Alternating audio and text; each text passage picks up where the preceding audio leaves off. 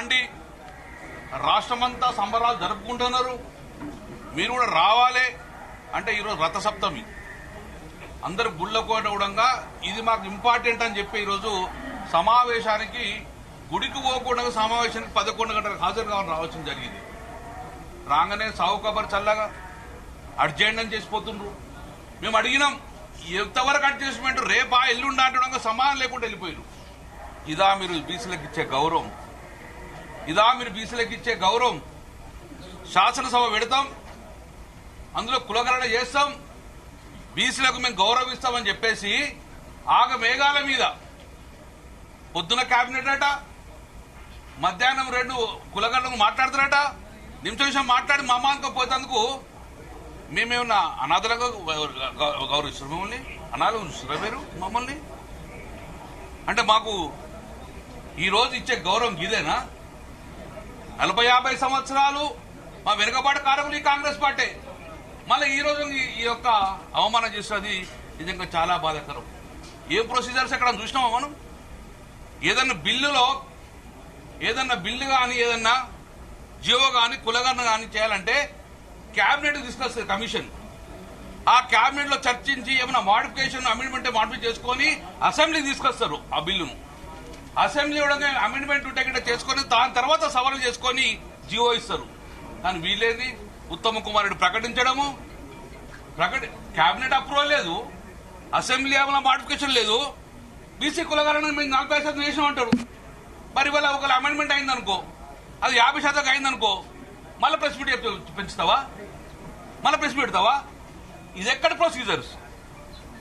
Procedure?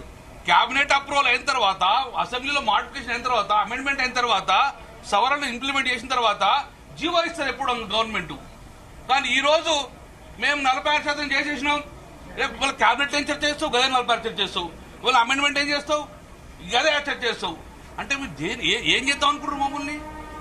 అంటే ఈయన మొక్కుబడిగా పొద్దున ఒకటి మీటింగ్ పెట్టుకుని సాయంత్రం చేసుకుని వెళ్ళిపోతే వీళ్ళ కర్మ వీళ్ళు పడతారనుకుంటారా? అబద్ధాలు ముచ్చట్లే కాంగ్రెస్ పార్టీ. 40-50 సంవత్సరాలు మమ్మల్ని ఇబ్బంది చేశారు. ఇక కూడా మేము ఇబ్బంది పడే పరిస్థితి లేదు. కాబట్టి డెఫినెట్ గా కులగణన శాస్త్రీయంగా జరగాలి, అసెంబ్లీలో చర్చ జరగాలి. ఒక్కరోజు జరుగుతారా, 10 రోజులు జరుగుతారా, చర్చ జరగాలి. బీసీ మేధావులు ఇవ్వండి, బీసీ కుల సంఘాలు పిలవండి, పిలిచి అందరు తీసుకున్న తర్వాతే కులగణన సక్రమం చేసిన తర్వాతనే ఈ రోజు మీరు మళ్ళీ జీవో ఇవ్వాలి. కానీ ఈ రోజు పొద్దున కేబినెట్ పెట్టుకుని మధ్యాహ్నం అసెంబ్లీ పెట్టుకుని సాయంత్రం జీవో ఇచ్చేసి పంపిస్తా అంటే ఇక్కడ చూస్తూ ఊరుకునే పరిస్థితి లేదు. చైతన్యవంతులు బీచున్నారు. మా వాట సంఖ్యాపరంగా మాకు రావాలి, సంఖ్యాపరంగా రాజ్యాధిక కోసం కావాలంటే మా వాట మాకు కావాలి. కాబట్టి కులగణన శాస్త్రీయంగా జరగాలి. మొక్కుపడ జరిగితే ఉపేక్షించలేదు.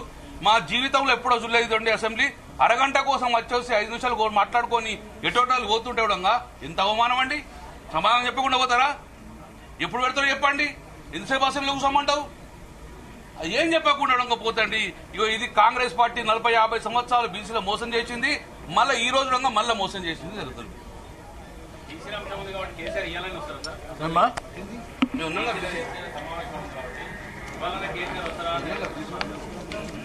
జరిగిన దాని గురించి మాట్లాడండి. ఈరోజు సభా సాంప్రదాయాలని, రూల్స్, ప్రొసీజర్స్ అన్ని తుంగలో తొక్కే విధంగా అత్యంత ప్రాధాన్యత గలటువంటి అంశాలు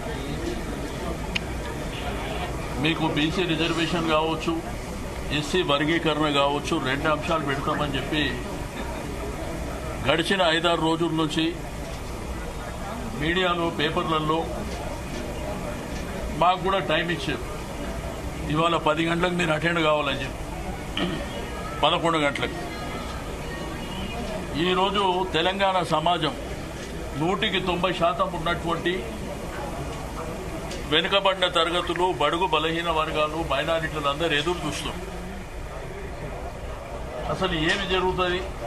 స్వాతంత్రం వచ్చి 75 సంవత్సరాలు అవుతుంది. మా పట్ల ఏం న్యాయం జరుగుతుంది? కామారెడ్డిలో ఇచ్చినటువంటి డిక్లరేషన్ విషయంలో వీళ్ళు నిజంగానే నిజాయితీతో ఉన్నారా లేదా అనేటువంటి అంశంలో అందరూ ఎదురు చూస్తారు. సర్వే జరిగిన తీరు విషయంలో కూడా నిన్న మొన్న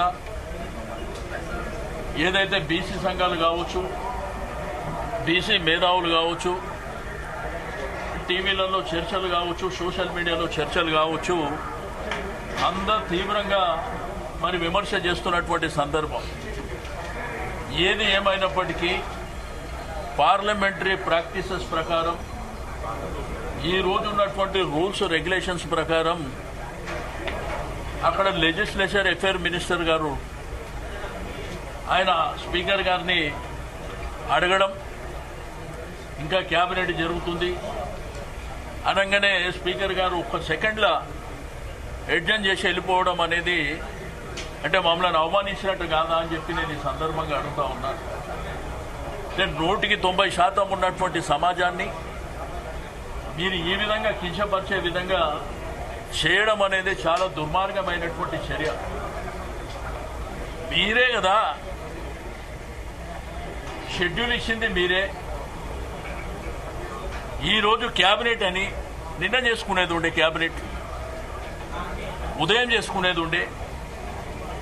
ఇంత ప్రధానమైనటువంటి 2 అంశాలను తీసుకొచ్చినప్పుడు రమారమి 175-80% సమాజానికి సంబంధించినటువంటి అంశాన్ని, ఆ ప్రాధాన్యత గల అంశాలని ఒక 4 రోజులు చర్చ లేకుండా హరీబరీగా ఈ ఒక్కరోజే చర్చ పెట్టాలనేటువంటిది ప్రభుత్వం నిర్ణయం తీసుకోవడమే తప్పు.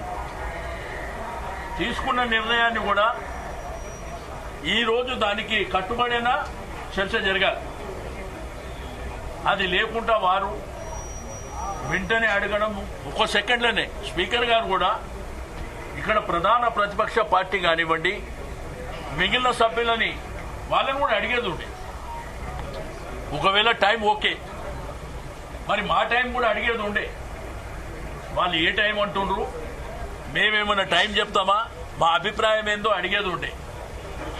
కానీ ఈ రోజు జరిగినటువంటిది, నేను కూడా 6 సార్లు శాసనసభలో ఉన్నా, ఇంత అన్యాయంగా, ఇంత బాధ్యతారహితంగా, ఇంత కుట్రపూరితంగా జరిగినటువంటి అంశాలు నేను ఎప్పుడు చూడలే.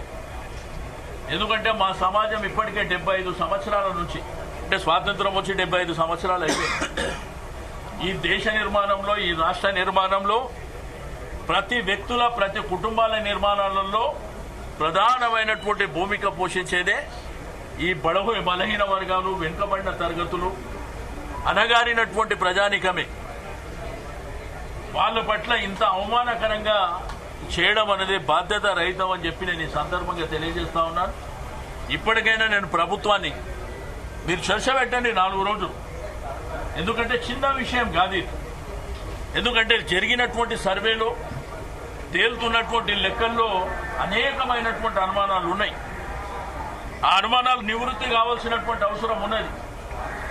మొన్న 2 మంత్రులు ఏదైతే అక్కడ ప్రెస్ కాన్ఫరెన్స్ లో చెప్పినటువంటి దాంట్లో నిన్న నుంచి పెద్ద ఎత్తున ఎక్కడ చూసినా కానీ మరి బీసీ సంఘాలు కావచ్చు, ప్రధానమైనటువంటి వ్యక్తులు కావచ్చు, లేకపోతే మేధావులు కావచ్చు, టీవీ పేపర్లో చర్చలు కావచ్చు, అనేకమైనటువంటి అనుమానాలు ఉన్నాయి. ఆ అనుమానాలు నివృత్తి చేయాలంటే పెట్టండి 4-5 రోజులు. ఇంత పెద్ద సమాజం, ఈ దేశ నిర్మాణం, రాష్ట్ర నిర్మాణం, మేము లేకపోతే ఎవడు ఉండడు కూడా. అటువంటి జాతిని పట్టుకొని, అటువంటి జాతులను పట్టుకొని మీరేదో మమా అనిపించుకునేటువంటి ప్రయత్నం చేయడం కరెక్ట్ కాదు.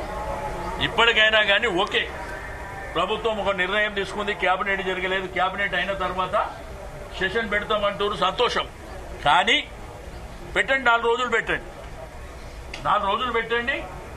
అందరూ ఎవరైతే బీసీ సమాజం కావచ్చు, బడుగు బలహీన వర్గాలు కావచ్చు, అందరికి అవకాశం ఇవ్వండి చర్చలలో. అవకాశం ఇచ్చిన తర్వాత వాళ్ళ అభిప్రాయాలను ఇక్కడ శాసనసభ, అక్కడ శాసన మండలి అంతా కూడా బ్రహ్మాండంగా చర్చ జరిగిన తర్వాత మేము జరిగినటువంటి సర్వే కులగణన తప్పు అని మేమంటున్నాం. అది కరెక్ట్ అని మీరు నిరూపించుకోవాల్సినటువంటి అవసరం ఉన్నది. ఎందుకంటే చాలా తేడాలు ఉన్నాయి. మీరు కూడా ఇవాళ టీవీ పేపర్లలో చూసినారు, తేడాలు ఎంత గ్యాప్ ఉన్నాయో కూడా మనం చూస్తాం.